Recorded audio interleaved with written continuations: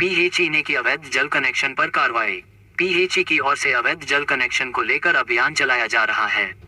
शुक्रवार को डीवीसी से लेकर निगहा तक NH2 के किनारे स्थित विभिन्न रेस्तरां, होटल, कार वाश जिन्होंने अवैध तरीके से पानी कनेक्शन किया है, उनके यहाँ नोटिस दिया गया। सहायक अभियंता देवप्रिय घोष के नेतृत्व में यह अभियान चलाया जा रहा है। उन्होंने कहा कि जिला शासक के निर्देश पर अवैध कनेक्शन काटा जाएगा।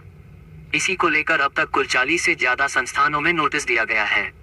उन्होंने कहा बाईपास के पार गांव में जल संकट है, वहां सुचारू जल सप्लाई नहीं किया जा पा रहा है, जिसका सबसे बड़ा कारण बाईपास रोड के पास लोग अवैध कनेक्शन कर रहे हैं।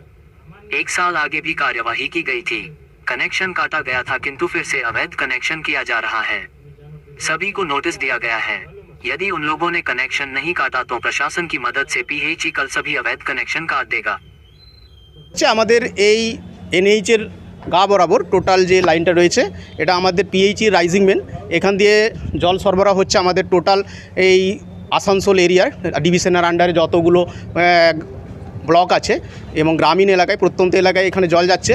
তো এখান থেকে দেখা যাচ্ছে দীর্ঘদিন ধরে এখানে বিভিন্ন হোটেল, কার ওয়াশ এবং আরও যে রাস্তার ধারে যে ফ্যাক্টরি রয়েছে সেখানে ইলিগেল কানেকশন নিয়ে জল নেওয়া হচ্ছে, ফলে আমাদের যে গ্রামীণ এলাকায় একেবারে সাধারণ মানুষ জলটা পাচ্ছে না।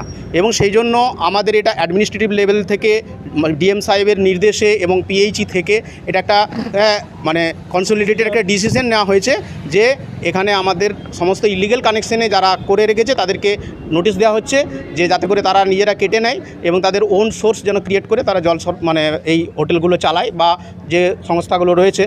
যদি না হয় তাহলে আমরা কালকে আমাদের এন্ড থেকে পিএইচির তরফ থেকে আমরা প্রশাসনিক সাহায্য নিয়ে আমরা ইলিগেল কানেকশনগুলো কেটে দেবো।